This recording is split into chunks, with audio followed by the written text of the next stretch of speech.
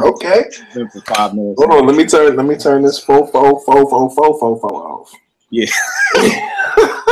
Yeah, so after I've been, we'll go into everything like that. Y'all ready to rock?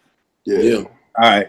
What's good? You tuned into Apartment 5B podcast hosted by your man Kill. Like my man Bezo said, it is a sweatbox in here today, man. Everybody is here today. And you know what that means we got to be talking about. We got to be talking about Jay-Z. If everybody is here, B, we talking about Jay. But before we get into that, I got some questions for my hip-hop brethren to school me on this.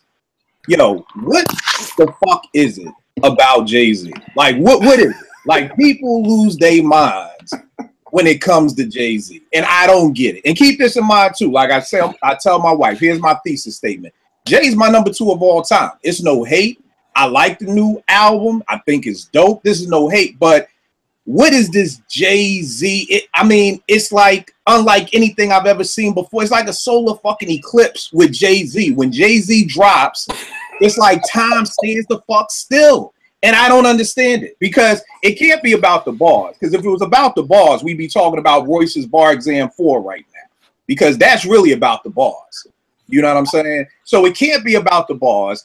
Here's a story. I was in the T-Mobile store about a year ago when the Note 7s came out, before I started blowing shit up. And I was talking to this dude who and we going back and forth about which one was better. And you know what he finally just said? He said, look, fam, I'm just an Apple fanboy. Like, I don't give a fuck if Apple put out a phone that don't even work. I just rock with Apple. You know what I mean? And they're just Jay-Z fanboys out here. Like I always said, Jay could come out with an album just breathing. And there would be niggas talking about, but son, do you hear how he's taking his breaths in?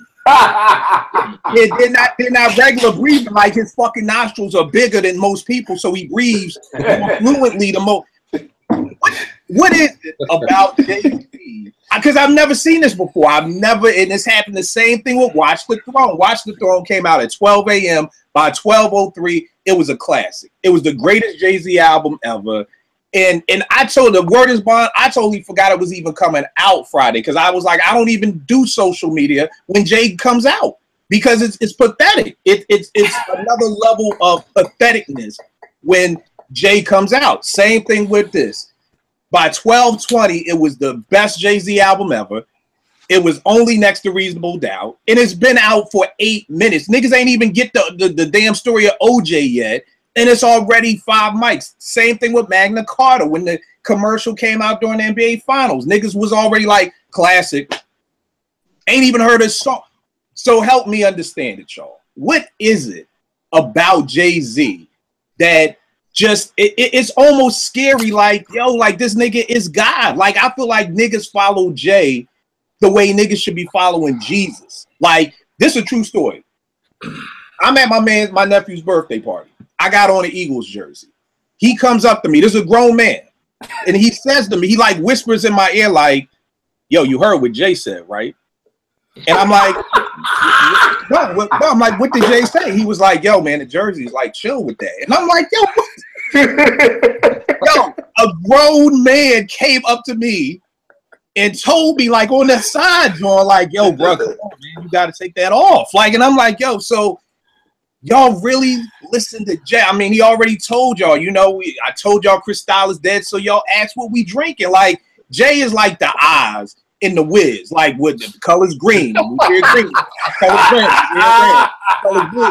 I mean, Jay told y'all to take off jerseys. Niggas, yo, the Mitchell and Ness jerseys were like $450. Niggas was like, they gone. We done. We don't wear jerseys no more. Because of what Jay said. There are grimy niggas on my timeline on Twitter who talk greasy about women. They'll be like, yo, yeah, I'll nut in your face, walk past you next day. These same niggas now are talking about, yo, Jay kind of right, man. Like, yo, if you got a soulmate, yo, you don't need no menage a trois. And I'm like, yo, how'd y'all stop being greasy niggas to now being like, yo, Jay kind of right, son. Yo, having sex with 2 women, that shit ain't fun, man. Like, you are the biggest Jay fan that I know right now. Bruh, help me. Explain to me. What is it about Jay? Why do grown men act like this, man? Well, you asking of me? Yeah, G. Okay. Listen, listen, Kill, no lie. Listen, I feel the exact same way you do. I swear to you, I'm sick of it. Jay-Z is my favorite rapper of all time. I've made no bones about this. Ever since I heard Volume 1 in when I was 15, 16 years old, I said, yo, this is the best rap I've ever heard in my life. Ever. I maintain that. But this mantra that he has no flaw and everything he does is perfect is really starting to vex me. I'm not gonna lie. Like we'll get into the album and why I think it's a good album, why I think it's a great album.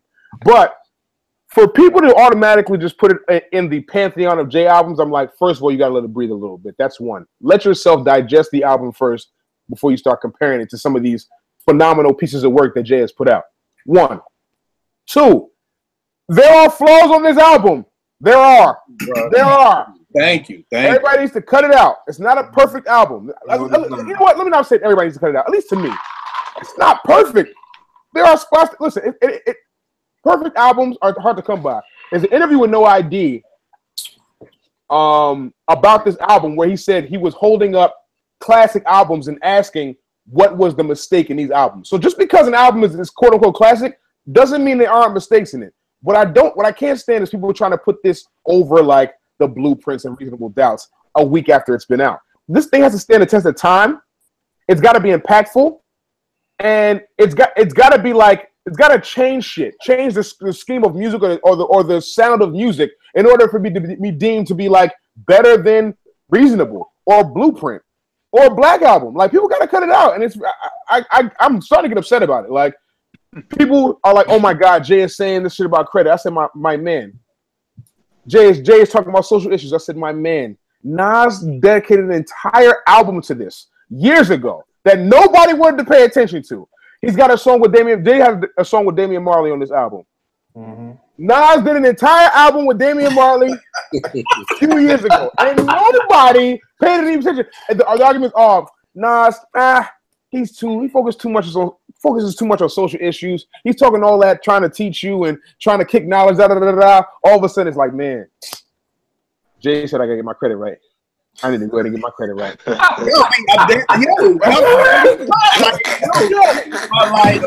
People are like, I'm listening to this album. Niggas like, yo. When Jay is like, yo, you want to know how to juice it? I'm like, my nigga, I know. I'm like, yo, is this for remedial English, motherfucker? Are y'all kidding me? This is the shit nigga, listen, my dad tells me this story. Listen, my dad is immigrant. He came from Ghana. He said he was working in a shoe store when he was 21. He said he walked out of another store, bought some platform shoes. Dude pulls him aside and said, hey, stop buying that shit. He's like, the only way you will get ahead in this country is if you have education and good credit. That's it. These are lessons that I've been learning my whole life. I don't need Jay-Z to tell me that I should have good credit. Y'all got to cut it out. What planet do you live on that a grown-ass man who you're not related to, who's 50 years old, says, yo, get your credit right? And it takes that for you to get your credit right. All right, we packed tonight, so I'm gonna keep it moving. My bad. I'm glad somebody feels my pain. Vegas, you are the hip hop reporter. You keep your ear to the street like nobody else. I come to you for every story before it even drops. Talk to me, bro. You're from Brooklyn. Tell what is it about Jay? We're gonna get to the album, y'all. Stay watching. But I just had to get this off my chest. What is it about Jay? They got a term for these kinds of Jay-Z fans that probably don't include anybody on this panel. It's called sheeple. Usually they say reserve that for people who like Apple and shit. But this is how some people are with Jay. You know what I'm saying? It's dope for him as a businessman because he'll never run out of business. You know what I'm saying? Any business venture he go into, he just has this mystique that's coming with him. So when the album's coming, he's already made his money.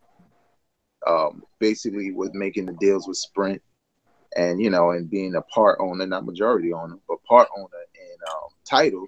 You know what I'm saying? You have it built in already. And then you have these people who they're fans of Jay-Z, the businessman. Right. So what he says just carries more weight. You know what I'm saying? To them, they feel like, you know, because that's like a shit. A crackhead could be like, "Yo, go to school and brush your teeth every day," and you'd be like, "Man, get the fuck out of here," you know. But they say it's kind of like, word, look at the money, look at his wife, look at the status, word. You know what I'm saying? Like, you never. No, I agree 100%. I've always said I feel like 75% of people who rock with Jay the man, not the MC. And 25% of us want to hear the bars. Like I always say, if Beyonce left Jay and he lost all the money and took away all the cars and he was back in Marcy, none of this conversation would be happening right now. Nobody would be talking about, you know, nothing, because they like what Jay represents. You know, he represents wealth, he represents good business. And hey, real talk, if Jay is giving business advice, yes, we should be all ears. You know what I mean? Definitely, you know, but just for the basics things like, you know, you shouldn't cheat on your wife. Now it's like Jay apologized. Now niggas got a conscience now. So, you know. I mean, go ahead. I'm sorry. I said my piece. All right, Nick, what's up with you? You're Atlanta. Give me a down south thing on Jay. Yeah, I was going to say, it ain't like that in the south. That's the northern thing. Jay ain't got down here at all. You already saw Future and Boosie already mad with the money today here on the gram. It ain't like that here. I think from an outsider's perspective, New York really don't got nobody new. So when Jay-Z come out, they gonna champion because ain't none of the new cats at the top. It's a spectacle. Right. You know what I'm saying? Like all of the new cats that's popular with the hits, not from New York. Right. All right. Jay-Z is all this. All right. JP, what you got on it, man? I mean, you know, to piggyback off what my man just said, if you think about it, New York doesn't have anybody new. It's like the last two superstars that were from New York before Jay was Nicki Minaj and 50 Cent. I'm talking superstars. They were they fall into that superstar category. But Nicki Minaj still doing a thing, but 50 has kind of fell off as far as music is concerned. You know what I'm saying? So Jay is the anomaly. You know what I'm saying? So everybody is fascinated by the anomaly. You know what I mean? And he gives people hope that, I can be like that too. Nah, nigga, no, you can't. That shit is fake. That shit is the anomaly. The wife, the $500 million, that shit is an anomaly. Most of us will not be almost billionaires, I guarantee you, by the time we're 47. You know what I'm saying? So, I mean, come on. But it's something to aspire to. And people enjoy that. They enjoy what they cannot be. They almost kind of live through him. And he's an inspiration. So I can understand that. It's more than just music. It's way more than just music. It's the whole spectrum of what he represents. And I feel you on that because, like you said, you know, he's definitely something to aspire to. I think it's just scary because it's like when folk are literally like, yo, I can't, like, I knew dudes who, one of my peoples had a X5 joint, and I forgot in what rhyme Jay was like, yo, that's the baby mom. With a drive X5. That nigga, that shit is. Yeah. He traded in his car because of what Jay said. Yo, dog, if you think that there weren't niggas who was like, yo, I'm not getting no 4.0 range. Like, I'm not. Right. Like, yes. The 40 grand cocksucker beat it. Before Jay said this, it was like, yo, Kill, I really want that X5. That thing is nice. I like it. You know what I mean? And then when Jay said that it's the baby mom car, he was like, yo, I got to get rid of this shit, man. And so you're right, JP. It's something to aspire to, but like I said, it gets scary when people are like, it does. When you don't even really have, like, when somebody can make you change your own mind about something. Like, that's the scary part. Jay, tell me something, bro. What you got on it? I think that, first of all, I can't front. When this album first came out, we talked offline, Kill, and right off the gate, I was like, yo, number 2. Yeah, and I was like, what the fuck? Really I was like, yo, what are you talking about? I was. They came out this week? What do you mean, number 2? But and a lot of it has to do with a lot of things that were already said, yo. Like JP said, yo, he is the anomaly. This dude came along. He says it, the Mike Jordan of rap. Yo, Michael Jordan, my father never thought Michael Jordan was the best basketball player of all time. What he always said to me is Michael Jordan came along at the perfect time when media started to take off. And because of that, because he came along at that time frame, he has the longevity that he has. He is the best basketball player that most people have ever seen. And I'll take it to another sport. Satchel Paige is probably one of the best baseball players ever, but how many people have ever heard of him? How many people have ever seen him play? Did he play in the major leagues? Right. No. Right. He get more home runs than Barry Bonds and Babe Ruth. How many people have heard of him? He's not even mentioned, right? So there you have it. But for me, like JP said, he represents everything, and his timing, his longevity in the game.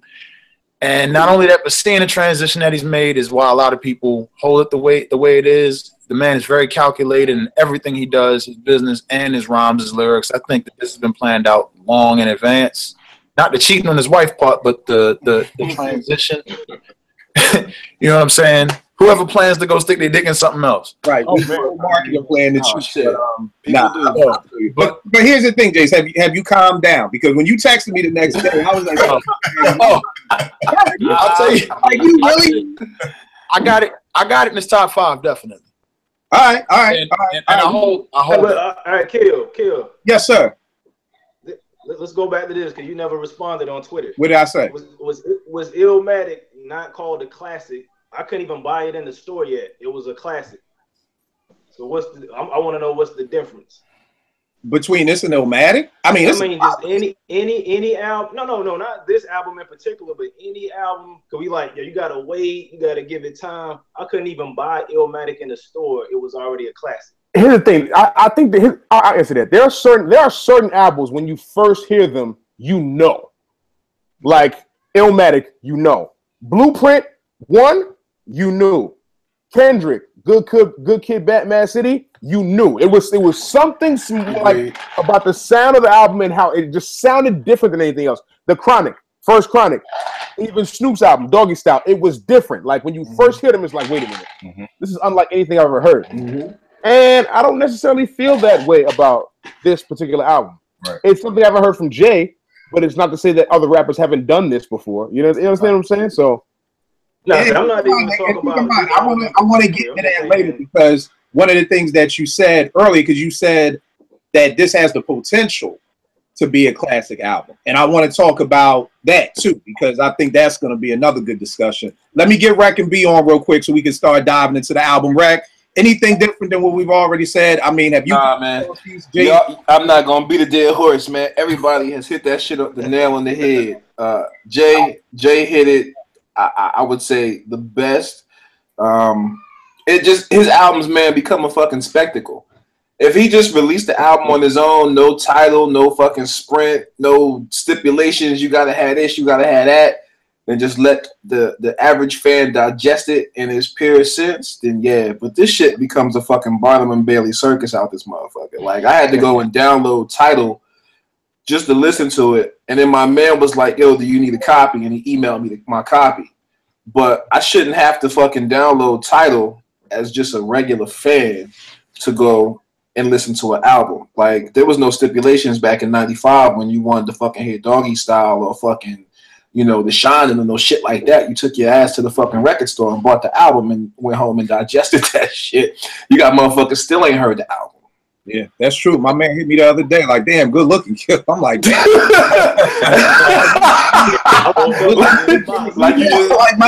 like you just fed him on Thanksgiving Day and shit. Like, yo, good look. Right. All right, B, what you got on it, man? I mean, everybody pretty much hit the nail on the head. But the one thing I will say to take it maybe a little bit deeper is I think what it's more of a societal thing, man. Where I mean, the question being, why is Jay-Z resonating so heavily to cats? I think everybody on this panel is educated enough to not be influenced that greatly by a musician. You know what I mean? Where you're making life decisions. But if any of us have been in the hood enough, come on, fam. I know about 10, 15 cats personally, friends that I grew up with, love to the death, that's still the life they living. You know what I mean? I can go back in the corner. I ran around when I was 18, 19, and some of them cats are still there.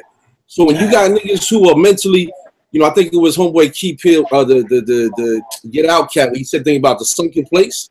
Yeah, that's real. You know what I mean? And the minute, if you in a sunken place, and the minute you look up and you see someone that looks like you, that is above that, you know what I'm saying, on so many different levels, the business wise, the money wise, he's got the hottest chick in the game, as he constantly reminds us. It becomes a way to like almost mentally get yourself out of that sunken place while you're listening to this cat, while you're following this cat. So I think it's just a much deeper societal issue, especially in the hood, man. This is where we at. You know, us personally right here, right now, may not because we've been blessed to have enough intelligence and be raised a certain way and this and that. But again, I personally know about 10 to 15 cats like my peoples that, yeah, man, they still stuck on that and they hear this shit. And I think some of what Nick said about, you know, being the New York shit is very real too, that New York cats and up north cats are so desperate. It's like the Great White Hope type of shit. Like cats are so desperate for some nigga to carry the torch for New York hip hop. It's like JP said, 50 ain't doing it no more. Nicky ain't in the place to do that. Jay is like the realest dude. He's an ex-hustler. He got the baddest chick. He got the paper. He got the Maybachs. So it's like everything that wild New York cats ever ascended to be with some street shit, Jay took that and took it to a next level, owning basketball teams and shit like that. So to them, he's like a folk hero, dog. 100 years from now, Jay-Z will be like an urban myth type of shit. You know what I mean? Like this great black hero, like the dude that fucking beat the train with the hammer type shit. Like, yo, this is like John Henry. It's gonna be like John It's Henry. gonna be Jay-Z and shit, but it's gonna be actual shit to go back and listen to. But somebody one day gonna listen to the shit like, well, hold up. There's like 15 other MCs that was doing the same shit way before this cat. Why when he says it, everyone follows. And that's why, man, it's a deep society thing. The cats, they look at him like a hero, man, because he came from the hood shit, the hustling, all of that shit, and got to where he's at with it now. So it's a deep society thing to me. Right. I feel it's like Jay said, you know, all the hustlers love it to see one of us make it. So, that represents it. All right, let's get into the album. Real quick, yo, I mean, were y'all hyped about this? Just real quick, yeah. Were you excited about? I'm always gonna be hyped. Regardless. I even get the words out. Okay, look, man, I ain't gonna lie, I was crunk. Like me and my homies on the group chat, like, yo, putting little songs, have been playing songs throughout the day from OJ albums. I was kind of crunk the day of, like, not necessarily the days leading up to it, but the day of, I just woke up and I was like, Happy Hove Day. Oh, hell no, man. There we go. You remember, he had texted me and you, like, yeah, Happy Hove Day. And I'm like, motherfuckers is waking me up to text. Yo, man, look, it's a big day. Not only that, but listen, as you know, as overblown as the album is like, it was just what I was really just happy about was like when it dropped at 12, like the majority of the rap fans were going to be listening to it at the same time. Like I heard Pete Rock was waiting until midnight. It was everybody was trying to ingest it around the same time. So that's why I was like, yo, you know, I was ready for it. I ain't gonna lie. I mean, I missed your podcast last week due to some other things, and I was like, damn. But I am going to listen to that J album at midnight. Let me explain something to you. I've been doing this podcast for almost 3 years.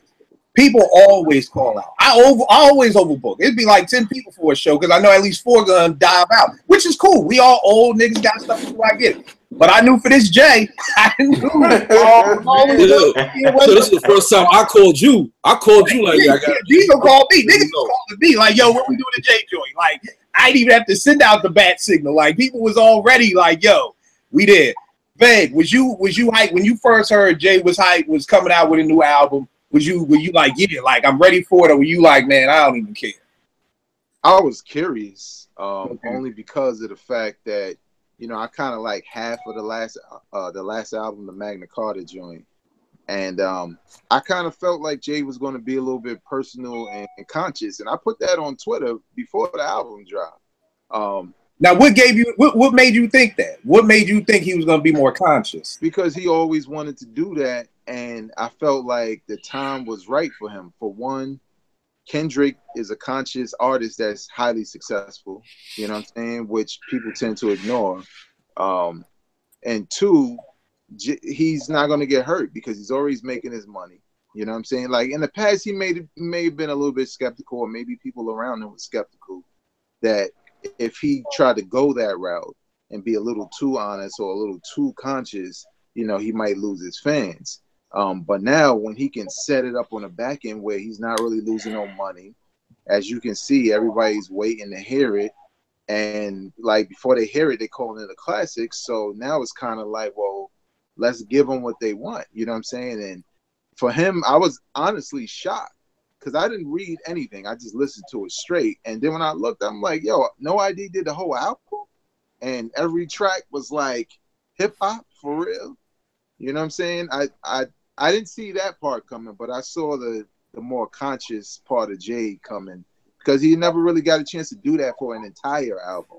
Right. Songs here and there. But me personally, I wasn't really hyped.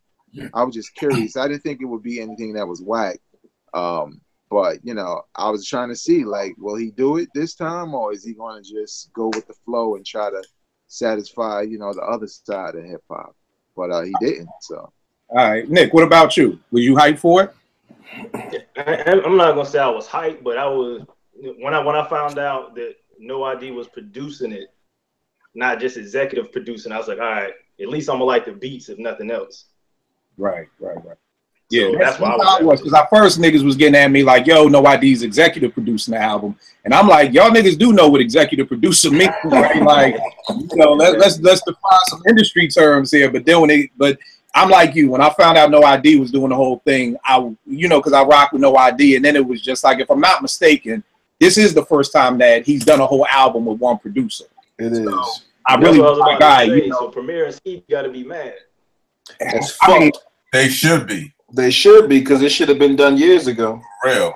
All right. Yeah. All right, JP, what about you? Were you excited for it? I mean, you know, because the Magna Carta came out like 4 years ago. So, right? So it's that type of anticipation. But I wasn't super hyped because at this stage in the game, I just knew, like, regardless if it's hot, if it's whack, it's not going to hurt his career at this point. Because there's going to be people who's going to love it and there's going to be people who's going to hate it. Like, that's my thought process. So I wasn't too like, oh, I gotta hear it's gonna be crazy. I was just like, we'll see what it is. I wasn't too hyped because I knew, you know, I thought it'd be okay regardless. You know what I'm saying? You finding out No ID was doing the whole thing, did that intrigue you even more? I didn't know. I didn't know for sure until after it came out that No ID did the whole thing.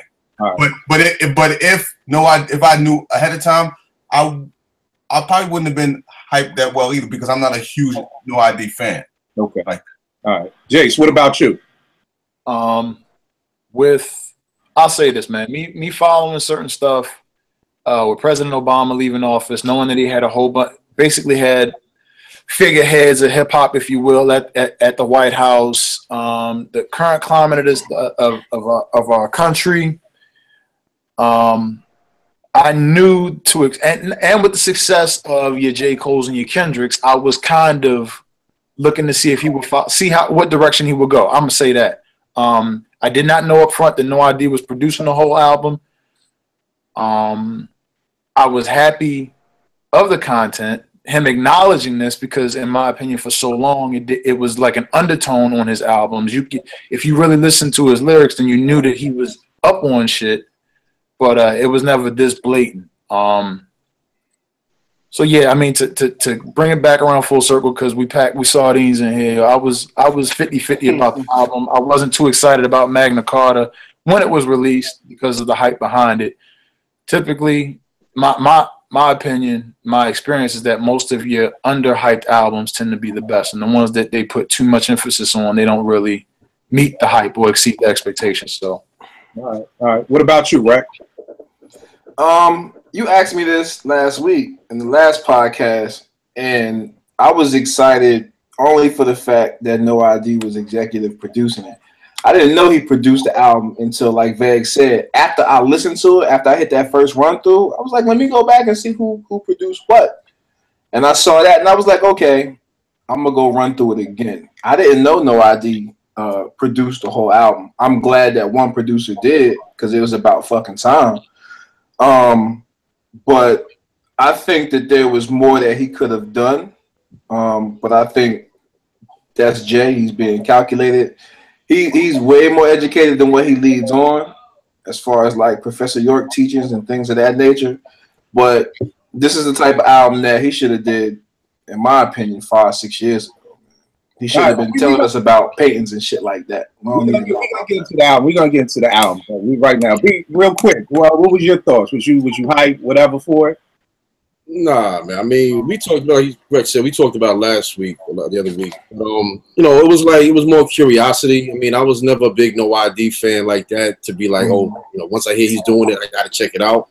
But I was when I saw that commercial, with homeboy from what's the movie? Moonlight. Yeah, Moonlight. It did pique my curiosity because I forget who mentioned it. Like, you know, Jay, you know, out there politicking with Hillary Clinton and being around Obama and shit. It felt like now was the time. This is the album I wanted him to do after the Black album. Yeah. So it felt like now was the time. And when I saw that commercial, it did make me like, all right, I'm gonna make sure I check it out. But it wasn't like I'm like Hove Day, like my man said, it wasn't like that the other day. You know what I mean? It was whatever Friday, Saturday, Sunday, whatever. I was, but that's, you know, that's the hip hop in me. You know what I mean? Just curious, Jay-Z. You know what I mean? It's like, come on, man. You know what I mean? I'm not gonna sit here in front and be some anti-J cat like, nah, it's Jay-Z. I'm a hip hop head. He's doing some new shit. I gotta check it out. I gotta check You it know what I out. mean? All right. Let's dive into the album, man. What are cats feeling about it? What after living with it for a week? What's your ratings? What's your favorite song? What's your least favorite song? Yao, let's get started with you, bro. What's your? Well, you know what? Yeah, go ahead, Yao. You get started with you. Favorite song, least favorite, and then what do you give it on a 5 mic scale? So my favorite song tends to change day to day, but honestly, I don't think there's a better song than Marcy Me. I don't think there's anything better than Precision Flow vintage Jay-Z. I don't think there's anything in the world better. And he bodied that joint. I love everything about that song, from the beat to the lyrics. The end of the hook, I feel like what they had actually like a prior judge put it in between the first version of singing.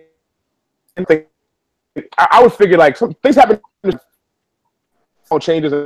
I thought instead of going to the hook, it went right into the second. The first verse was like probably two verse. So that's I was.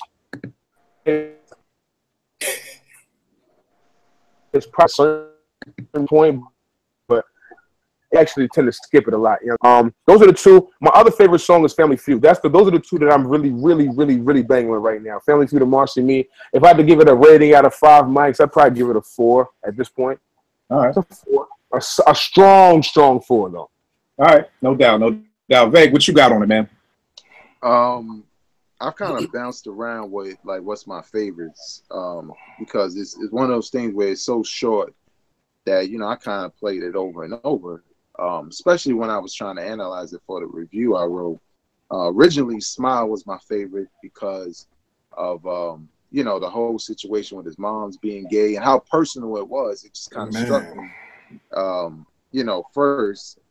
But then every time I hear the title track, 444, that fucking beat is sick. You know what I'm saying? And Jay does right by it. You know what I'm saying? And I know for some, the pop like motherfuckers, it's like, oh, it's the answer to Lemonade. I don't give a fuck about that. None of that shit was in my article. Like, if you read my article on theshadowleague.com, none of that dissing Kanye and answer to Lemonade and none of that shit was in there. Because I really was thinking about the fact that Jay was being very personal on like every track. When he mentioned his family, it was some shit you wanted to hear. None of that other shit that he did on Magna Carta, where it's like, yeah, my baby got more money than you. She waved the tech. Like, I don't want to hear that shit. No, she's not coming for me. You know what I'm saying? But this shit, talking about buying a painting and talking about how much money it made over the years and then letting you know he bought it to give it to his kids, that's the shit I'm talking about. You know what I'm saying? Because you think he's bragging, but there's a purpose behind the bragging. And that's kind of what Jay-Z is kind of known for, is like, you know, being braggadocious. But with this album, there's like a reason behind all of it. You know what I'm saying? Where he never really used to give that. He would just throw that shit at you and just be like, you know, we don't drink Belvedere no more. We drink Ciroc. Well, why we drink Ciroc now? Because what's better than one billionaire? 2. And, you know, Puff has this. See, you know what I'm saying? The whole reasoning behind it just gave it a little bit more meat, and the length just helps. You know what I'm saying? But yeah, man, I like a lot of it, and I'll probably give it. Again, I'll probably give it a 4, a strong 4, because I don't feel comfortable calling it a classic. I didn't really get that vibe when I first listened to it. But like somebody said early, it's definitely in that candidacy for top 5 of favorite Jay-Z albums of all time for me. All right. Nick, what about you? What you got on it? Nick. Favorite track, Marcy Me. Least favorite is probably the joint with Frank Ocean. I can't remember the name of it right now, but that's probably the least favorite. That one is caught their eyes. I forgot to mention when we was speaking the last time.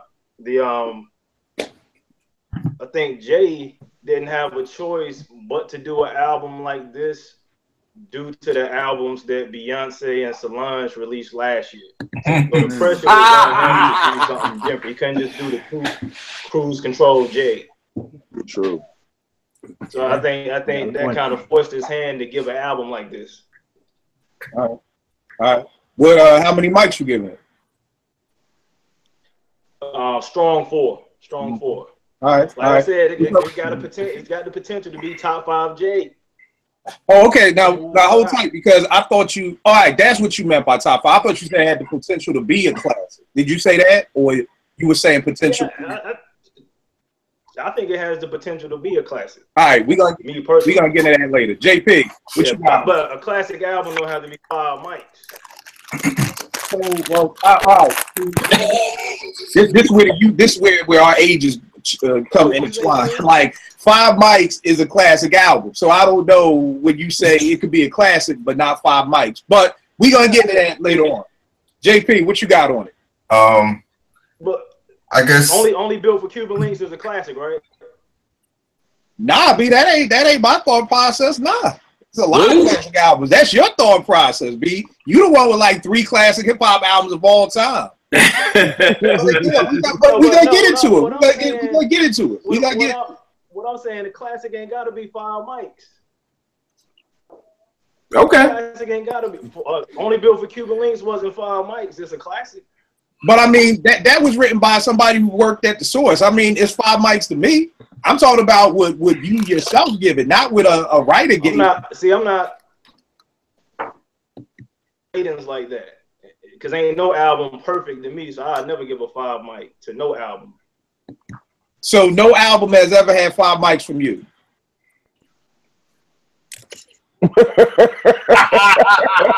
Nothing? My connection is like breaking up now. So you still talking to me? Yeah. No album has ever had 5 mics. Nah. Damn. I don't give no rap album no 5 mics. God damn, I needed that right. That Stevie Wonder. Not no rap nigga. I ain't mad at him. That's hilarious. That's cool. Woo! So Stankonia is, I mean, that's Stankonia. So Criminal ain't 5 mics? 4.5. Oh, God. All right. All right, we gonna bring it back. Big response to that. Nigga cold. This is a bigger conversation. Sidetrack. Yeah. Let's put a pin. We got definitely pin in that. JP, what are your thoughts on this album? We know it ain't a 5 for Nick. We know that, but what are your thoughts on this album, JP? I like my favorite joints. I liked Kill Jay-Z. I like the story of OJ. That's probably my favorite track at the moment. I like the title track. I like Family Feud. The title track almost sounds more like spoken word to me than yeah. You know what I'm saying? So I thought that was interesting coming from him. I would give it a 3.5. I could give it more, but I won't, because for me, the beats didn't stand out. Like, I was paying more attention to the lyrics. Like, the beats are almost like background music to me. Right. To some of them. You know what I'm saying? So I pay more attention to what he got to say than the actual beats. And, you know, I'm a beat guy, so that I like that nice and balanced. But, you know, I was paying more attention to the lyrics than the beats. So the beats kind of played the background for me. So I'm gonna stay at 3 a 3.5. All right, Jace, the dude who hit me the next day. Yeah. You came out firing with the block. What you got on it now, bro? What are your favorite tracks? What do you give it after a week? I got it at a 4, possible 4.5. Not definitely not a 5. My favorite song on the album by far for me is Family Feud. There's so many themes that are addressed throughout the album, but this one song in particular just hits on a lot of stuff that I can relate to personally. That's my favorite song. I like Smile. Him talking about his mom being very personal, vulnerability. Just he addresses a lot of issues that Nas has discussed before in the past, that certain artists have touched on in the past, grown, mature. But because of his total package, his appeal to the masses, it sticks. It resonates more, I think, than say a Nas album has, or say a Fonte. The Charity Starts at Home, which you gave as a good example, which I thought was a super dope album. But yeah. All right. So strong 4, maybe 4.5. Right, put a shot on it, bro. All right. So least favorite, Marcy Me. The Dream didn't need to be on it, in my opinion. Favorite, Family Feud, The Story of OJ, and 444. I think those 3 songs right there are the meat of the album. I would have liked to hear stronger beats, but I get it. Your beats don't always got to overshadow the lyrics, and I think this album was lyric driven. As far as what I give it today, right now at 9:50 p.m., I give it a 3.5. It could possibly get a 4, but it's gonna be a weak 4. It ain't gonna be no big joker. It's gonna be like a fucking ace of fucking diamonds. I'm just saying. It's not going. It might not go through. It might get cut. So right now, at this time, I'm gonna give it a 3.5. Man, it's dope. It's dope. But a 3.5, man. All right. And what's up with you, B? I mean, this album, man, is bugged out for me, man. It's like very contrasting feelings throughout the whole album for me. 444 is easily my favorite track, though, easily. I mean, but it's crazy because even in that song, it takes me back to a writer's podcast we did talking about like digging and whatnot. And like that sample is from a song that was released like last year, like November last year. Yes, but sir. Sonically, that's my favorite joint between the sample. I mean, that's when like JP was saying, as a music cat, I'm gonna listen to beats gonna get me first, and then I'm gonna hear what Jay is saying. So all the stuff talking about his moms and all that doesn't really move me. If the beat isn't dope, to make me want to hear it, I'm not gonna listen to a marginal beat just because I like what he's talking about. You know what I'm saying? That doesn't do that for me like that. Mm-hmm. But like the story of OJ is a perfect example of what I'm saying. That sample, the Nina Simone 4 Women, is one of my favorite songs, period, in any genre of all time. I mean, if you never listened to it, I advise everyone to check that song. It's a very powerful song. And I just didn't like the way No ID flipped the sample. Because the song is such a classic. It's so poignant and powerful. To me, if you're going to sample that, you got to take it as is, man. I don't want to hear it's Nina Simone voice, high pitch and low. Nah, let me hear the original shit and Jay add on like that. You know what I mean? But the rest of the album, when I listen to it, that shit does not knock. And as a hip hop head, my shit got to knock. And like we talked about it on Twitter, like for me, cats that making it a classic from day one is like I said about, it's like getting some hot pizza right out the oven and you trying to eat that shit. Yeah, you could eat it, but you better off letting it sit for a minute, enjoy the smell, and then eat it after it's cooled off a little bit, where you still can taste it and it's good. That's how cats got to take this shit. But jumping right in like it was the dopest shit ever, that's a little extreme for me. But at the same time, for Jay to finally do this, like I said, I wanted him to do this album 3-4 albums ago, talking about some real shit. You know what I mean? Getting away from all that hood glorification shit. And somebody I was talking to on Twitter said some real shit where they have a problem with him now doing this. They're like, yo, this is like the fireman starting a fire and putting it out. It's like you spent 10, 12 albums kind of contributing to young men wanting to be hustlers and chasing all this materialistic shit. Now, off for one album, cats want to call him a savior for the hood. Because now, for the first time, after 15 albums and 20 some odd years in the game, you're talking some conscious shit. And I can't really fault them for feeling that way because it's kind of true. But I'm not going to hold Jay like, nigga, you 47. You know what I'm saying? It's about time you talking on some grown man shit. So I can't hold you to like what you was talking about 20 years ago. Because 20 years ago, if you would have told me I'd be married and have a family and all that, I would have thought you was out your mind. You know what I'm saying? But I'm a grown-ass man now. You know what I mean? I enjoy having a family, a wife, and kids and all that shit. So it's a very contrasting album for me. But the most important flaw to me and why I can only give it 3.5 mics is it does not knock, my nigga. I listen to it in my equipment in the studio. I listen to it in the whip. I listen to it on my laptop with nothing attached to it. And it sounds almost the same color on my laptop speakers as it does in the whip and as it does out the studio monitors. And I got an oral exciter. It's got the EQ with the bass up on it and all that shit. That's really knocking. And that's one of my favorite songs. Like, yo, right. The bottom in this shit. You know what I mean? It's like, that to me is the biggest flaw why I cannot sonically, it doesn't resonate enough for me, man. I like the messages, but for me to listen and just be all in, I'm riding with this shit, or I'm taking a road trip, I'm listening to 444 the whole way over and over again, that shit gotta knock, my nigga. I gotta be able to, from time to time, open the windows, open the sunroof, and just knock. I can't do that with this album. I just can't. It doesn't sonically do that for me. And that, to me, is a big deal. To me, that's hip-hop. Hip-hop gotta have that knock. And this album just does not have it. And it's obviously intentional. Because I think it's about, when you think about this, real quick, we all do music on some levels, whether it's producers, MCs, or DJs. But when you go to your friend's house or your family's house, how many people actually have a stereo nowadays? Nobody. Nobody. Everybody listening to this shit through their headphones, through earbuds, maybe some Beats by Dre.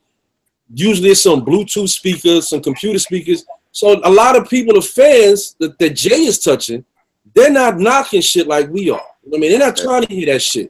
They don't need to hear that bottom, that bass in their earbuds. So to them, it don't mean nothing. And that's what he did this shit for. But there's no coincidence that not one song on the album knocks. There's no 808 and none of this shit. Like, come on, B. That's intentional. And it's like, okay, I feel it. You know, Jay's that type of artist now. He got worldwide fans. He gotta make music for. So if he's gonna do our type of hip hop with the samples, he got to do something that is not going to turn off that audience. You know what I'm saying? And make it so that it's calm, because it sounds like sonically like a mixtape to me. Sonically, you know what I'm saying? When I listen to it. All right. So 3.5 mics. I get that shit. You got 3.5 on it. All right. I mean, I like the joint. Probably my favorite joint is probably right now that Family Feud joint. I rock with that joint. I just love that sample. At first, it was like, I like the whole Kill Jay-Z joint, kind of what Beezel you was talking about with the fireman starting the fire and now putting it out. I kind of like that. Like, just him being like, you know, look, you got to stop this. I don't give a fucking attitude. Like, you stabbed for this. You did this for that. Like, I dug that. The story of OJ, I dig it. To be honest, yo, I didn't like Smile because I'm just like, yo, this nigga's like sampling, like, Love It. You know, like, he's sampling Stevie Wonder. It's like, yo, what the fuck, man? Like, this whole album, this whole Jay-Z thing to me has been like, yo, what the fuck, man? Like, I don't get it. You know what I mean? But I read an article with No ID, and he was saying how he asked Jay what was some of the music he was listening to and some of the stuff he listens to, and then he decided to sample some of those joints. So that's how, like, that sample ended up on the album, or the Nina Simone ended up on the album and things like that. But I just couldn't get past that. Like, even the next day, I'm like, yo, my nigga, he sampled Stevie. Like, come on, like. And again, that's just back to the digger in me. Like, I want to be like, yo, what is that? And I'm like, you know, even the joint, probably Moonlight is probably my least favorite, because I'm like, yo, you sampling Fuji Live? Like, didn't Nas and Khaled just do that? Like, like, yo, what the fuck? Like, I don't get it, man. And then, like, with the Bam, I'm like, yo, you sampling Sister Nancy, like, main source. So for me, it was like the digger in me, like, butting heads with everything production-wise. You know, but I mean, for me, at the end of the day, I give it 3.5. You know, I don't think it's gonna move forward any more than that. I of course dig what he's saying. It's dope. But let me ask y'all this about Jay, because we all know he's a businessman and everything like that. And I was on a podcast the other night with my man Doc, and the co-host had asked me about I don't know how we got on. I think it was the Jay-Z, and we got on like to Lemonade. And he was like, yo, Kill, don't you think it's kind of fucked up like that? She put all of their business out there for the world. Like, isn't that something that should have been taken care of at home? And he was like, yo, I personally think it was all a business plan. Like, yo, we gonna sell more records if it's so and so. Because I remember when the Lemonade video first came out, me and T watching like, yo, who is she talking about? Jay? Like, there was all this excitement of her, like, yo, was she bashing Jay? So do y'all think that was a business move from Beyonce, and then to follow it up? So like I think somebody was saying, not that he intentionally cheated on her to get record sales, but like, we gonna put this out there. We're gonna tell our story. Like, we already got Solange whooping your ass in the elevator. Like, everybody want to know. Like, let's give them something. So yeah, just real quick, do you think that was a business? Because I feel like everything Jay-Z does is a calculated business move. So do you think what it was, or do you think it was just like Beyonce, like, look, I gotta get the shit off my chest. It is what it is. It might have been a mixture of both, honestly speaking. I mean, Jay's never been a guy who's ever been this vulnerable on a record. He's never exposed any of his like true feelings about his relationship, his kids, none of that. He doesn't do it. So it's just very, like you said, very calculated, very meticulous in how he moves and the songs that he puts out. But at this point in his life, probably time for a change, business-wise.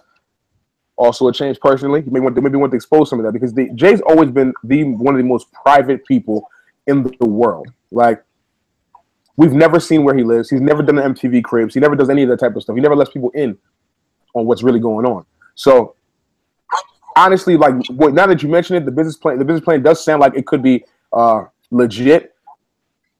But I just feel like some of those emotions on the album, I just feel like are too personal. Like, and I think we've all been through it. A lot of the stuff, like as men, we've all been through it. Like that whole,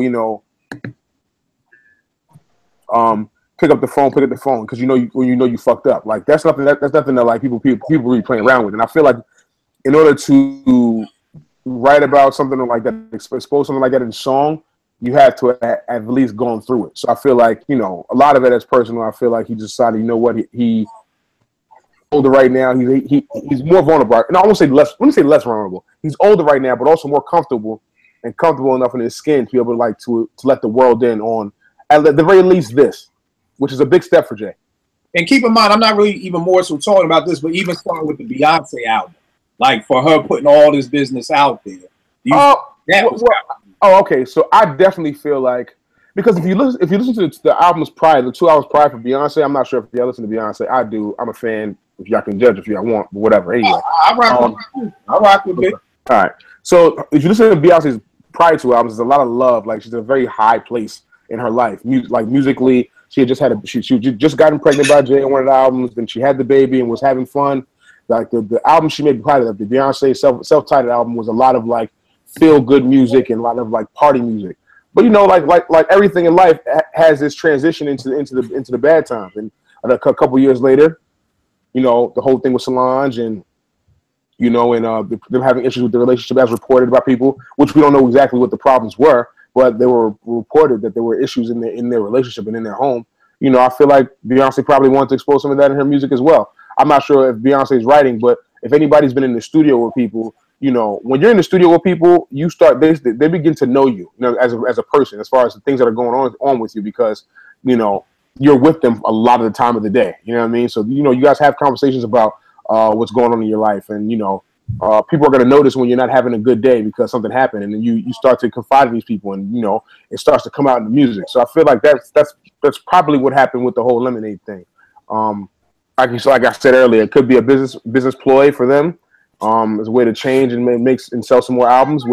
But I don't think they have any issue selling albums as long as they say it on record, say that they're coming out with an album. People are going to go flush to the internet to go buy it. So, all right, true indeed. All right, let's do this. Nick, back to you, my brother. Classic albums.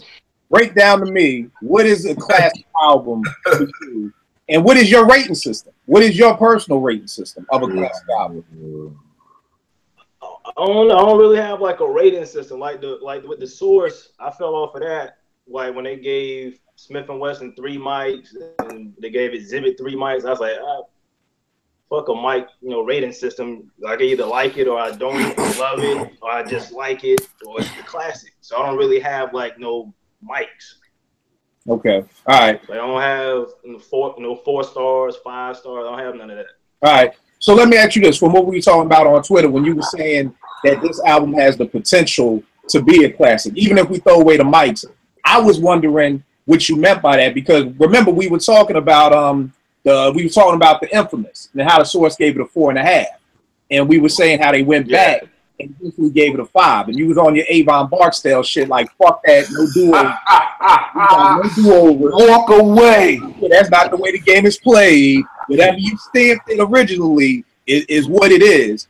So I'm just curious as how can something have the potential? Because when I hear the word potential, I think of athletes. So I feel like Lonzo Ball has the potential to become a great player, but I won't know that until I don't know what his father shuts the fuck up. Yeah, shuts up.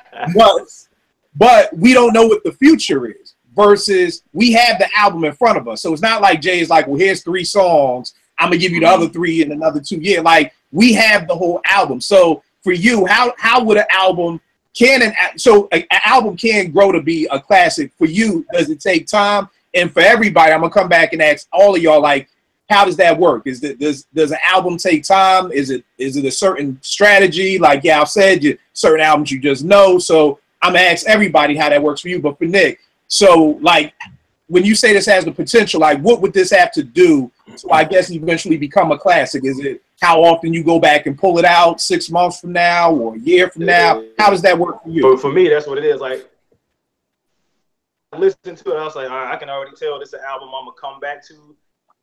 And due to the fact that it's Jay-Z making a good album, because post-retirement, I only like this album and American Gangster. Like, okay. The rest, he can keep the rest of it. So the fact that I think it's a great album. I know I'm gonna come back to it just because I like it a lot. I think it'll grow into a classic, especially for this current era of hip hop. All right. Yeah. Now we start ranking it against his other albums like Reasonable Doubt and Blueprint and that. Right. You know what I'm saying? But that's from a different era. So I can't compare the classics of today to my era because I'm not as connected as the young cats are. Right. Right. And that's one of the things that was like killing me. But then another thing too, my thing was we kept saying you have to give albums time to be classic. So my thing was how long? Because like when Paid in Full came out, how long before that was deemed a classic? I wasn't old enough. I was only 8 when that came out. When Paid in Full came out, I don't think it ever was looked at like before he's like, that's a classic. But see, can I speak on that real quick? Again, Nick, you gotta remember, it's what we talked about with those days of mid-80s hip hop. We were still living in the 12-inch days. So I don't look at it like that. Yeah, we already had Eric B as president. We already had My Melody. We already had half of the album before the album even dropped. So we had time to live with those songs. Yeah, but I don't even know that we ever even, I can ever remember having a conversation back then, because that's when I was in high school, when Paid in Full came out. Mm-hmm. And I don't ever recall ever having a conversation with somebody like, yo, this is a classic album. Right. It's just like, yo, Eric B and Rakim is dope. This is a dope album. You know what I mean? When Long Live the King came out, this is a dope album. It's like, yo, this is a classic. This whole classic shit, that's really because of the Source. You know what I mean? When Source was actually, you know, like the Bible for hip hop and shit. But I think some of that's it's too overblown, man. Like so many other things, like the term hate. You know, everything gets used too much and overblown and thrown out there. Oh, he's a genius. He ain't no goddamn genius. He's a musician that samples, man. Stop it. You know what I'm saying? Let's take shit too far because everybody wants to put a label on something and hold it up like, see, this is dope. And, you know, let it be for their generation and for me and for us. This is our shit. So I think some of that's a little overblown. And I wouldn't call this a classic. And I don't like calling anything a classic. Whatever classic is going to be whatever you think it is. Right. Regardless how many mics. You know what I mean? You could have 2 songs that just resonate so deep. Because, like, Patrice Rushen, one of her albums to me is incredible because of 3 songs. The other songs I don't listen to like that. Right. But those 3 songs, them shits I listen to them. I got my daughter listen to them. Them shits is like, that shit's a classic. But because they're on, those 3 songs on that one album, the album for me has kind of classic feeling. But if you were to rate it each from song to song with other albums from that time, it really wouldn't withstand the test. You know, it couldn't live up to those other albums like Songs in the Key of Life, where every song damn near is just incredible. Right. But those 3 songs for me on Patrice Rushen's album is just incredible. So the album holds more weight for me because of those 3. So it's hard using that classic shit, man. I think we should all just get away from that, and it's whatever it is to you. You know what I mean? It's how it resonates to you type shit. All right, so B, so you're like, no doubt. Classic thing, Dead to Five Mike, throw it away, whatever. Yeah. Because first of all, that's all subjective to your own opinion. You know what I mean? And I think that's the problem with the younger generation, where like let me say this real quick, B. But here's the funny thing: if I tell you right now, Illmatic's not a classic, niggas gonna look at me crazy all day, right? I mean, that's crazy talk. Yeah, this is crazy. I had to delete his Twitter page because of like, whoa, wait. That's crazy talk. But you just said it's about what it is. But I'm saying, but it's crazy talk for me, because to me, like I've said on podcasts before, that to me, Illmatic is one of the greatest albums, regardless of hip hop, R&B, country, soul, whatever. Yeah. I put Illmatic as one of the best albums in music history. You know what I mean? So to say it's not a classic, whatever you want to term what a classic is, how you define that shit, to say that about Illmatic to me, you sound crazy. That's all I can say. Hard to find out however all right, no doubt, Red. What about you? Do you rate stuff for classic? Do you gotta, you know, is it because of source? Do we throw it away? What's good with you? I'm like Bezo, man. I actually wrote down what he said, man. His point is actually perfect, because a classic is subjective to the listener.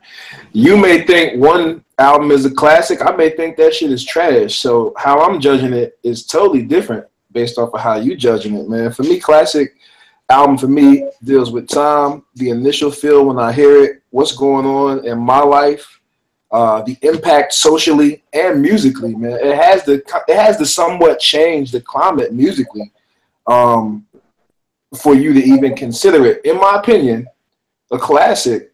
I got something to say on that. Okay. But to answer your question, I wrote this down earlier. This album to me is not a classic and will not be a classic, in my opinion. Okay. All right. What was you gonna say, Nick? He said something very important about a classic changing the landscape, right? So if that's the case, we call a lot of stuff classic that ain't classic. Yes. Like if a classic got to have like impact, change the direction of the music currently. Cause like with Rakim, my pops don't even listen to rap, but he's like, this nigga right here is because you got rap before Rakim, and you got rap after Rakim came. Yeah. And eat no more. Absolutely correct. Absolutely correct. And I mean, I think ain't that many albums that change the direction of hip hop. It even Outkast. But I mean, I think it's like Rex said, it's about what it is for you. See, that if I could tell you, because I actually wrote it out on my site, the 5 things that make an album a classic to me. Changing the landscape isn't one of them. Right. That's not one of my things. I don't feel like you gotta shift the direction of hip hop. Right. The way and that's not what I said. I said the impact. You don't necessarily got to change it, but what impact does it have on other people? You don't got to change shit, because I don't think that Good Kid, Mad City changed anything, but I think it woke motherfuckers up like, yo, who the fuck is this kid in the West that's been sitting with Dre for the last 3.5 years? It woke people up. It didn't change people. You didn't hear more or less of what was going on. It just was like, oh, okay, all right, let me wake the fuck up. It don't necessarily got to change it. That's cool. Impact. I got you. Yeah, the impact. It's got to be like, oh, you got to at least feel that shit in your chest. Because if I slap you in your face and you don't feel it, you're going to be like, nigga, get the fuck out of here. But if I slap you in your face and you feel it, you're going to be like, okay, I just got some impact, you know? All right, no doubt. Jace, what about you, man? What's that, sir? Just about classic, you know, how long does it take for classic to resonate? Do we even need the word classic? What does it mean to you? Different strokes for different folks, man. I'm a person. I need to be able to listen to 90% of the album. Meaning, you got one skip on an album before it's instantly thrown out the classic bracket, right? So you got to damn near put. With that said, there's certain albums that I can listen to front to back. Maybe not one skip, maybe one skip. On a bad day, maybe two, depending on what I'm just instantly going for because of instantly what I want to feel. And maybe you got a song that it don't hit me right there. Impact stands the test of time. You definitely got to be able to stand the test of time. All right. Because of the climate that we are in, because of where I am at my stage of life, this album, along with Life is Good, because I held Life is Good a classic when it first came out. I wasn't on here. I wasn't on the writer's bench.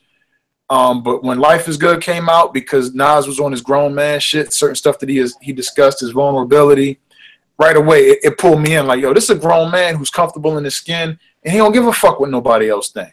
This man going through a divorce, and he said, "I do it again. Half you motherfuckers won't wife your baby mama, but you won't leave her." Like, yo. You got to respect that. That's a grown man, you know?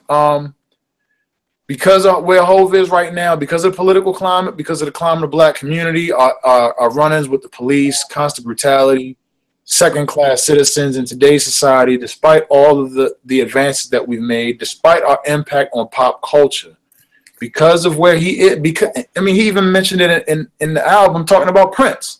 Sitting down talking with Prince before he died, knowing damn well what this man wanted, and yet and still here we are where we are today. You know, him to be able to put some shit like that out on wax, having his stature, having all of this stuff lined out, man, for me, that speaks volumes of his character, his integrity, and a lot of niggas like, yeah, yo, but this is Hov. I get it. I'm with y'all. But he ain't have to do that. This man ain't had to spell out a lot of shit on this album that may have gone over your heads on other albums. He's really dumbed down a lot of shit. If you listen to Reasonable Doubt and you listen to where he's gone since Reasonable Doubt, this man has really dumbed the fuck down. He has dumbed the fuck down to the point where a lot of motherfuckers that have college degrees still don't grasp the concept of a lot of the content that he puts out there, right? Yeah. So for him to be able to spoon feed motherfuckers for the culture, he didn't have to give us this album. And here's the most important part. Because of the success that he has achieved, whether it be through his business accolades or through lyricism or through the fact that there are sheeple, there are dummies that really will follow anybody who is just confident. That's the society we live in. If you're confident, a motherfucker will follow you. Yeah. This man is giving you a lot of shit on top of that. And dumbed down to appeal to you, because a lot of shit that he spits is over people's head. He didn't have to give us this. This is something that a lot of, like, Bezo, you said it. I think JP, you said it. This is something that we could have used 5-6 years ago, and I'm totally with that. And because I'm getting it now, I'm happy. What? And because he took the time out to give it to us, he ain't have to give it to us. Because he still would have gone platinum if he ain't give you this. Guaranteed he'd have gone platinum if he ain't give you this. Oh, yeah. I'm happy. Yeah, it's hard not to go platinum if you got sprint titles. So I mean, but would you do that if you worked your ass off to get where you are in life? Why wouldn't you stack the balls in your court? What you mean? If you had the ability to fix the deck in your hand after all of that work you've put in for 20 years in a culture where typically after 5 years. Like who? Dark-skinned Jermaine. You see what I mean? You know what I'm saying? When you're in a culture like that where you were so disposable, why wouldn't you stack the cards in your deck, man? And like we've all agreed, this is the aspiration. This nigga's living. He is the walking Bruce Wayne, yo. He is the walking Bruce Wayne. Knock that. I dare one of y'all niggas to knock that. I mean, I'm saying that's all good. I'm just saying, nigga, I ain't gonna do the Chris Rock and give you props for what the fuck you supposed to do. Like, this is what a grown-ass man should be talking about. And I feel like we all jumping up and down, like Jay said, save money. Motherfucker, you should, I mean, I can't give you props for doing what you supposed to do. Like, you a grown-ass man. This is what you supposed to talk about. You weren't supposed to be flossing all year. But is he supposed to talk about this? Yeah, yo, quick story. Today, quick story. Hip hop is supposed to be, and here's where we may split hip hop and pop. Wherever you are, I look at Jay as if you hip hop, you all about what you live. What you living don't appeal to me because I ain't rich. So a 47-year-old man. So when I'm reading articles in hip hop magazines, I'm seeing people say this is the first mature album for hip hop. Really? No, it's not. No, it's not. Absolutely not. Absolutely not. But here's the thing. Here's another thing. Here's another thing, Q. Here's another thing, Q. He told you about his mom being gay on Get Rich or Die Trying. Here's another thing, Q. Here's another thing, Q.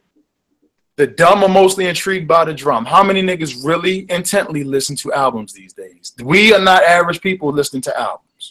Right. Well, here's the thing. How many people just listen to albums by Jay? That's a question.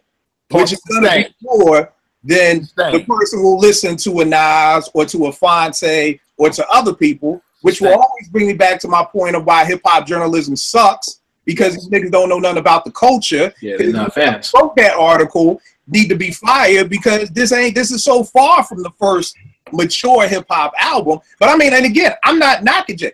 I love that Jay talked about this stuff. But again, I personally can't give you props, you know, for saying, I mean, because I get what you're saying. He didn't have to. Nas didn't have to say, hey, I'm getting a divorce. I cheated on my wife. I messed up. You're absolutely right. You don't have to. But I guess it's just the fool in me, or like Vegas, he always killing my dreams with ghostwriters. It's the little hip hop kid in me who's like, well, you're supposed to rap about what you're going through. You know what I mean? So, you know, and again, I'll just be the little kid who still thinks wrestling is real and the Road Warriors really killed Dusty Rhodes. You know? That Saturday to find out if Dusty's alive while it's not be worried all week. And my mom was like, what's wrong? I'm like, yo, Dusty fucking dead. Yo, killed that nigga. And my mom was like, I'm stupid, you know, but that's what I mean. That's the little kid in me that I'm like, yo, you're 47. Like when Outkast came out with, you know, Miss Jackson, I'm like, yo, that's what I want. I want people to talk about your baby mama. You know, I want you to talk about I pay the bills and why do you know, again, that's just a little kid in me. And I understand that that's not the industry we live in. I understand that, you know, like everything you just said. So we're saying the same thing. Right. I'm just like, I am happy that Jay did say these things because like Bezo said earlier, there are people who wouldn't think about it, who wouldn't think about credit, who wouldn't think about not cheating, who wouldn't think about all the things that Jay is saying. And now we got 100 people now who know what Dumbo is in Brooklyn. So it's a good thing, you know. He's giving you a tour because niggas is asking me, yo, what the fuck is Dumbo? So, you know, it's great that Jay can still keep us on our toes. JP, classic albums anymore? Is it just about what speaks to you, man? Yeah, I think it's just about what speaks to you, but I mean, for me, anything that's classic, it's not classic until sometime in the last. That's how I really feel about it. It's like it could be a few years from now. If the replay value is still the same, it still conjures up them feelings. And it don't got to be a full out of 10 songs, all 10 got to be great. Like it could be a couple misses on there, but the other songs that do hit with me, like Bezo said, resonate with me so much. It's a classic in my eyes. So I mean, the rating system now, but the classic, yeah, the albums, but this album it's not gonna be a classic to me. I just can't cut the beats. I just can't. And the funny thing you said, and Bezo said it earlier, I think, Nick, one of the things that back in our day, it was always just, was it dope or not? Like, I think that literally was just our litmus test. Can I say one thing, Kill? Yeah, what you gonna say, Dave? No, the fact that it was like that was because of the level of competition, because there was so much heat out there back then. There are a lot, and there was a lot of heat across the board. And gentlemen, you didn't have to separate the shit like that because it was already. Kane was dope. G-Rap was dope. Rakim was dope. You know, this cat, all these different dudes was doing dope shit. Even if it was just like you did say, Kill, it was more about the 12-inch and the singles back then. Right. And that goes to say where hip hop was in its infancy, whatever. But let me just say this: I got to get ready to appeal. But the one thing I'll say about Jay with this, I mean, going back to your point about the whole lemonade and it's calculating all that. Yeah, Jay is a meticulous, very calculated businessman, as well as Beyonce. Nothing she's done over these years has been my mistake. Everything's been by design. Now, that incident in the elevator produced 3 ill albums between Solange, Beyonce, and Jay now. So that, I don't think was staged. I think that was real.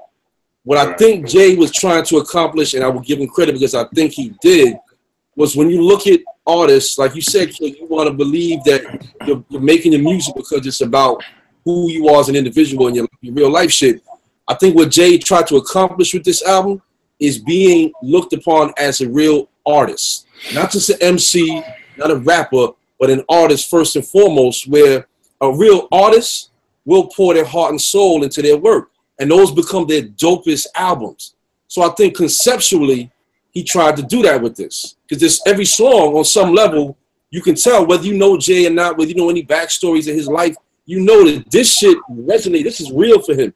And like Yao said, this is the first time he's ever been open, like an open book in his life. So for that, I'll give him credit. And I think that's mission accomplished. But again, for me, it's a total contrast, man, for me. There's parts about it that I love and I respect what he did. There's other parts that as a hip-hop head, I just can't grasp, like it's missing something. And again, I hate to be the dead horse, but it's the sonically for me, that's a big hole for me that can't be filled. Because like I said, I tried, man.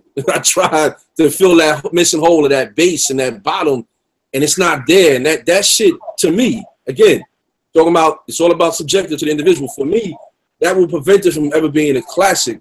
But having said that, I think this is his most important work since the Black Album.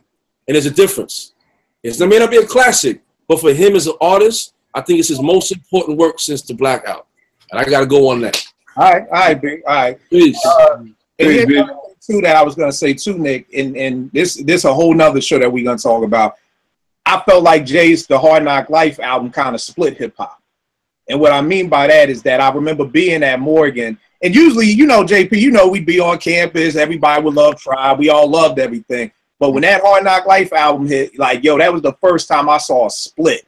And it's crazy that Bezo just left, but I was at Bezo crib and Roots was on one side of the room like, yo, this is the shit.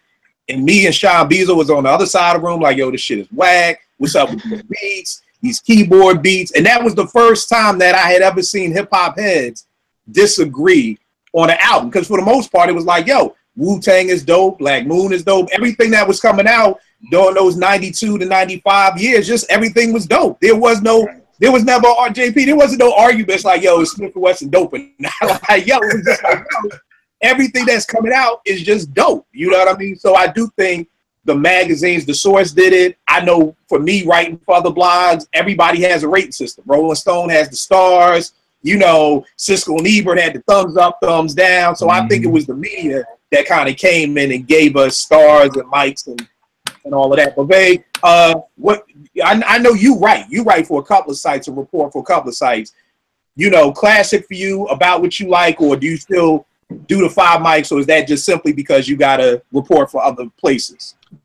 Nah, man. Like, I mean, people know me. I'm honest. So even when I write, if they not, having me write for my honesty, then I'm not writing. You know what I'm saying? Because that's how I feel about it. So when I heard this Jay album, it was my honest opinion, and it's dope to see this discussion because a lot of shit y'all saying I wrote. Like a lot of shit I pointed out. This isn't Jay's most lyrically impressive album. It's his lyrically important album. Mm-hmm. I said that shit in my review. You know what I'm saying? Because that's what I can hear. I can hear somebody who Jay's a late bloomer when it comes to being that kind of artist. You know what I'm saying? He wasn't comfortable doing that. You know what I'm saying? So that's what I gave him credit for. I didn't give him credit for having a lot of money or the baddest chick in the game and all that other stuff. I gave him credit for showing us him, who we already, if you follow Jay-Z, you kind of know who he is, even with all the privacy.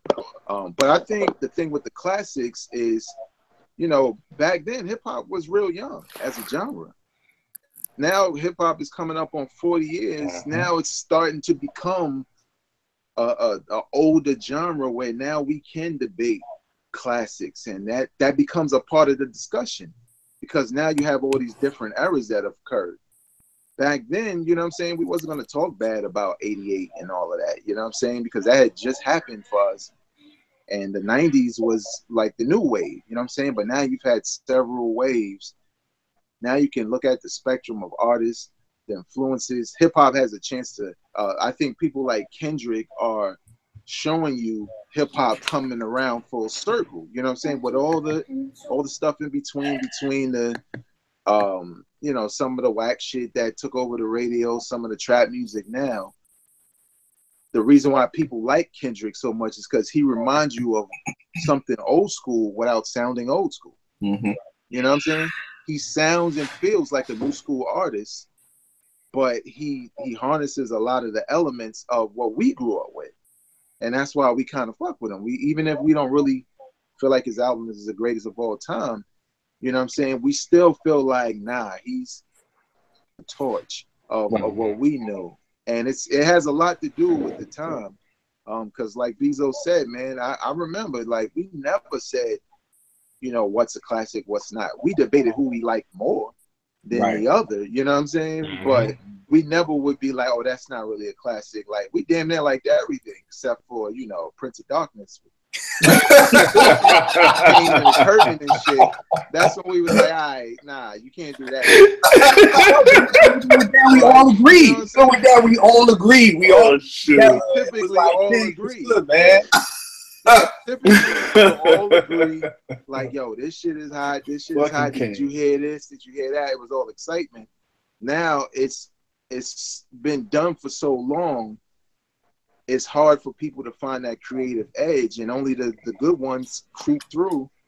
And it's dope to see an artist that's 47 years old in a game where you could barely reach your 20s at some point and not be considered old. Like, think about when KRS-One was like 47. You know what I'm saying? Like, he wasn't having that same impact he did when it was like BDP and all that shit. Jay-Z has a bigger impact now than he did back then. Right. You know what I'm saying? So it's just a part of the game changing. And I think a lot of people throw around classic and hate because that's just what you do. You know, you either on one side or you're on the other.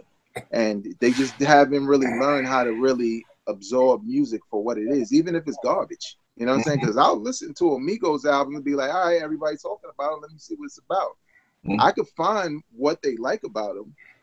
But then when you start ranking them amongst hip hop in 40 years, you know, they don't really scratch the surface. Besides, you know, creating a style that everybody used. That's it. That's their footprint. You know what I'm saying? So I don't know.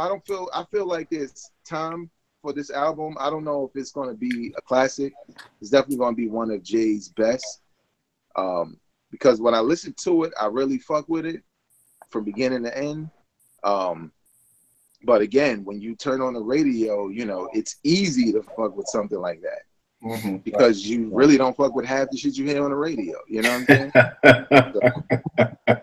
Yeah, the crazy thing to me is almost like Buckshot said something on the Got You Open I Got You Open remix. Said not too underground to make you stop when you mingle. And the funny part was I was at my man's 40th barbecue the other day, and the DJ was throwing on songs from this joint. It kind of like stopped the party. Like, this is not, you know, like niggas was chilling. It was like he put on 444. And it was like, what the fuck is you doing? You know what I mean? Like, what the fuck is you doing? It stopped the barbecue. It was like, it's not for that. Yeah, and that's the wild. It was wild to hear a Jay-Z song actually stop a party. You know what I mean? Yeah. So that was bug. But yeah, real quick, classics for you. Does it take time? Do you do the 5 mics, or is it just, you know, good or dope? I mean, there's all types of different classifications for me. Like, for me, it's staying the test of time is the most important factor for me. Like, it's gotta age well. Like, if I gotta hear it years later, 5 years later, still have to have a similar effect to when I first downloaded it, however you wanna, you know, quantify or classify it.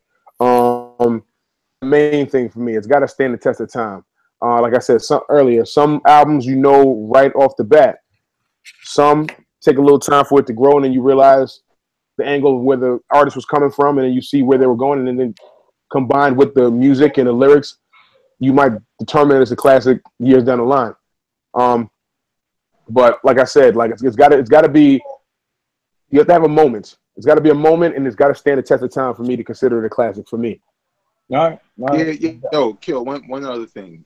Y'all know I'm a big sports fan just as much as hip hop. But one of those things that, you know, I have these arguments all the time is when people talk shit about Floyd Mayweather and being boring. Preach about him being boring. But then he stayed away, and you watch these videos of Canelo and Pacquiao trying to hit this nigga, and he's hitting them. People didn't remember because during the fight it was so much hype and you know, you just all into it, and certain shit you're not seeing because you don't know what's gonna happen next. But then when you come back 2 years later and you look at a video of Pacquiao throwing some really fast punches, but clearly missing him, and Floyd clearly hitting him, then that's when you look and be like, damn, maybe he was one of the greats. You know what I'm saying? So it's the same thing with these albums. You know, like y'all just said, if you go back and it evokes a feeling from 5 years ago, you know, and from beginning to end, and you're transported back in time to that moment when you first heard it, somewhat of a classic besides, you know, if you bring up some bad fucking emotions and shit, then, you know, hey, whatever. That's something else, you know what I'm saying? For some people, you know, you going through shit and albums affect you differently. But yeah, man, I just feel like it's the same difference with that boxing analogy where I see people now who were like, man, he was running the whole time in that fight. And then when they look at the video years later of everything slowed down and you could see it and there's no hype around it, they're looking like, yeah, he kind of beat Canelo's ass. You know what I'm saying? So same thing with hip hop. All right, well, thank you, Nick, for deading the 5-mic system that I've loved so much. I appreciate it. Real quick, because I know I've held y'all hostage too long. Somebody on Twitter has said, yo, No ID did his thing on this album with Jay. He needs to do the next album with Nas. All No ID with Nas. I already see Rex saying no, so I don't even need to go to you. Jace, No ID, all album with Nas? No. Okay.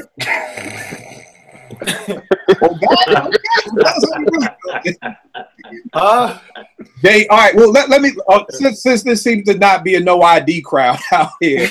Let me say this: do you think Nas would do better doing an album right now in his career with one producer, or does it even matter? JP, oh, shit. I mean, it would matter. I think one thing about this album, like I said, I give it a 3.5 on that rating system. And the beats and not like Bezo said to me, and I wasn't a huge fan of the way he chopped some of the samples, but the project was cohesive. It sounded like a cohesive body of work, and I will give them that. So I would love Nas to have a cohesive body of work like that with some producer who I would have to think about it and sit on it, but it would be nice to hear that. That's one thing I would give No ID. It's a cohesive body of work. All right, no doubt. Nick, do you want Nas, one producer? Nick, one producer for Nas? One producer for Nas? Or does it matter? I don't think it really matters at this point. All right. You sound like Nas is dead. Like, dope project. You sounded like it really don't matter what he do. He dead anyway. I mean. Oh shit! It's a hard crowd tonight. Hey, what about you? Do you think Nas for this next album needs the one producer, or he dead in the water like Nick said? I don't think he needs one producer because he kind of started the multiple producers, and everybody will say that album is one of the greatest of all time. But if he did, I don't think it needs to be No ID. I'll take an Alchemist in Nas album. Exactly. I just wrote that down. I said that. You know what I'm saying? Because I think Alchemist could give him enough variety so it would feel like, you would look like, holy shit, he did all of this. You know what I'm saying? Right. And I think he has the kind of beats where we can kind of get that Illmatic essence without it feeling like a rehash. You know what I'm saying? Right. Cool. I don't think this needs to be a trend though. It don't matter. All right. And what about you? Next Nas album, one producer? Well, first of all, Nas' album was done last year according to the Khaled album. I'm still waiting for it. That's one. Number two, honestly, like whatever Nas decides to do is cool with me. I would like to hear him with one producer. And if I did have to pick one, it would be Primo. I feel like if Royce could do an album with Primo, I think a Nas Primo album would be outrageous. Outrageous. Can I cap? I think it'd be tailor-made for him. Can I caveat? Yeah. I think premiering Nas discussion, that shit should have happened 12 years ago. I agree. I don't think Nas can fit in what Primo is doing today. It's just not going to work. Yeah, I wouldn't even want a Nas Primo. I wouldn't. I'll go crazy over a Prime album, but you know what? I don't want to get too off topic. Yeah, I'm letting y'all go, but that Prime album, I really think it was because he was all sampling that Adrian Young beat. Yes, you're absolutely right. Absolutely right. To go wrong with his samples. His samples are so dope. You know what I mean? Because then I hear other stuff Primo has done, and it don't got that same vibe. So I think any of us digging out of Adrian Young's personal catalog can't go wrong. Yeah, you can't go wrong. You really can't. Like if you got a machine and you know how to turn it on, you can. Like it's gonna be really hard to go wrong with that Prime. So even with Roy saying they're in the studio working on Prime 2, I'm like, is Adrian Young in here too? Right, because if not, I'm like that album. If it ain't Nas over 95 Primo, and here's the funny part: even when Life Is Good was being made, they asked Nas, you know, why didn't Primo make the album? He was like, well, you know, I was just vibing with producers who was divorced. And I said, yo, did this nigga just say, yo, you did not make the album? He said because No ID is divorced, Swiss was divorced, Remy was divorced. So he said we kind of just in our divorce vibe right now. That's like, crazy. So Rack, give them all your stuff, man. Give them all your info. Jesus, man. At Twitter, man, at DJ Rec1. IG is worldwide Rec1. All right, Jace, give them everything, bro. Hashtag too busy to sleep. Hashtag full-time college student, full-time dad, part-time beat maker. There you go. Jack of all trades, master of none. D, all of the above. It's Twitter at JTyler0801. On IG, it's at JERIKTYLER. Peace and love to everybody out here. All right, no doubt. JP, give them everything, fam. At Twitter, at Facebook, IG, it's all JPAZ Music, JPAZ Music. All right, what's up with the Bandcamp stuff too? Oh yeah. Definitely check me out, jpazmusic.bandcamp.com. Working on a new project coming out with another producer of mine coming soon called Amp Soul. So that'll be on Bandcamp as well. I'll keep y'all posted. All right, no doubt. Nick done killed my Source 5 Mike Dreams. You, man. What's all your Twitter stuff? Nick. He didn't hear you. Nick, what's hey Nick, he talking to you, Nick. I couldn't tell you talking to me or not. I'm talking to you. I was talking. No way to win 79. No mic ratings. That's my Twitter. NoMicRatings.com. All right, no doubt. Give them all your stuff, bro. Vegas, give them all your stuff, fam. You can follow me on social media at Vegas World INC. You can check out my review of the Jay-Z album 444 on theshadowleague.com, and check out my podcast, Hip Hop Now Podcast, on SoundCloud.com/Hip Hop Now Podcast. All right, y'all, geez, that was real dope. The Twitter joint you had for the playoffs, bro. Real good. Yeah. I'm working, man. I got some projects. I did a project for Twitter for the playoffs. I just did a project for the NBA draft that was on BleacherReport.com. Got about 350,000 views. Woo-woo. You know what I'm saying? I'm out here a little, feel me. Okay. All right. Feeling good about myself. Nah, I appreciate all the love, though. Seriously. My Twitter is YAW Music, YAW Music. My Instagram is YAW Music. I'm finishing my project right now. I got Rec on there. I got Kill on there. I'm finishing my project. That should be coming soon. I got another project coming with Bleacher Report soon. So I'm doing some things, man. Holla at me, man. You know what I mean? All right. You be killing me on Twitter with the Hairline Jedi joint, but I am, however, the Hairline Jedi. I just want to give a brief little synopsis. Hairline Gang is a gang for gentlemen who are over the age of 30 who still possess a fire hairline. I'm past that. No receding. I see. Hey, Kill, you got a hat on, but you in the game, bro. You in the game, guys. Still there. You in the game, guys. You in the game. Ain't nothing changed. You in the game. You in. Any man over 30 that can run a T outline or two over his forehead and not edging up in front. Bravo. Bravo. Y'all already know what it is with me at Kill889. We'll make beats for food, man. I'll check y'all out next week. So basically, we had a 3.5 to 4 for the 444 joint. That's what we kind of averaging around here. Even though the mic system is dead now, thanks to Nick. So, good album. That's where we at, y'all. All right, next week, y'all, man. Appreciate it. Yes, sir. Yeah. Go show.